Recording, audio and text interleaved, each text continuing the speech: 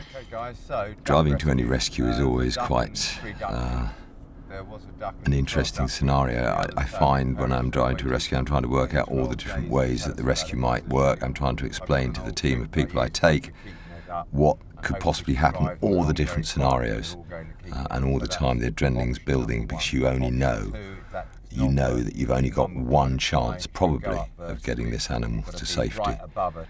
So as we drive there, I try to describe all the different scenarios, and when you actually get there, it's a matter of getting all the kit out the car. Believe it or not, all the kit in the back of this car will actually deal with about 95% of any rescue scenario we have. So it's trying to take everything that we might need,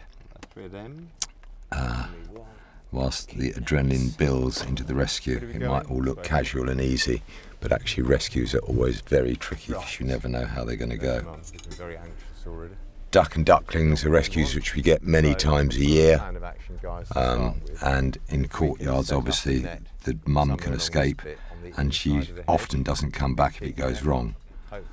So we're trying to brief the team, we're trying to explain to them what's going to happen.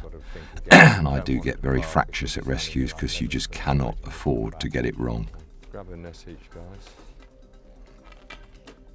In this instance, Mum was already quite wary. She was walking around with the ducklings, so we tried to get all our kit together so they couldn't see us doing it, so it didn't freak them out.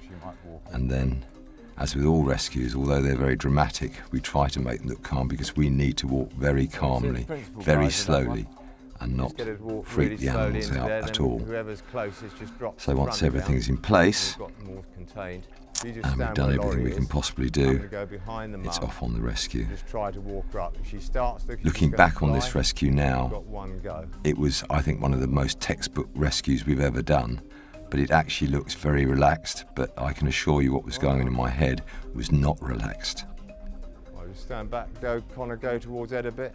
Too many people rush in too quickly. You can take it very slowly. If the situation starts to get out of hand, you can actually just step back and take away the tension slightly. As Mum went behind the bush, obviously we're slightly blind. I couldn't get a very good line of sight, but we knew she was in there. We knew the keep net was in place.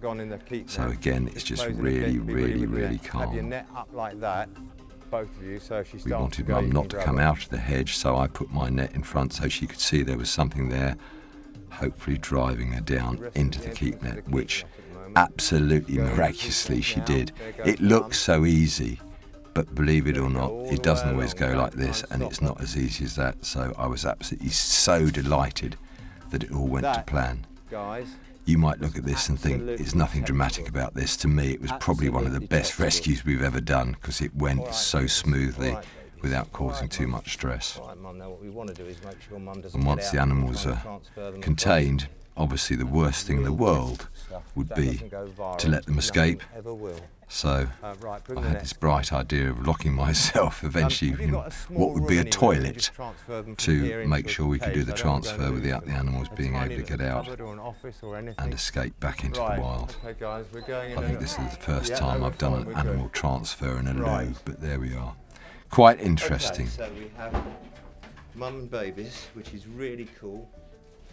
Now we just need to get this sorted out. It's just so nice to know that we can get mum and babies together. We could have raised the ducklings by themselves, that would have been no problem, but I'm a bit of a softie and it's rather nice to have mum and babies together, and we do, or will, eventually need to do some work on that mum's beak to make sure that she can survive back in the wild successfully. Come on, little ones. Come on then. You go in there.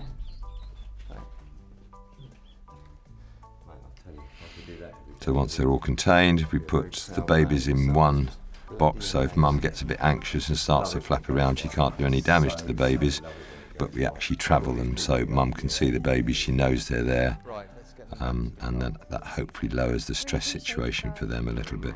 We'll make sure she's a bit dark and all right, Mum. All right, Mum. That was and that face on my or that expression on my face at that point in time was absolute elation that it went so well. So chuffed, so chuffed. Yes!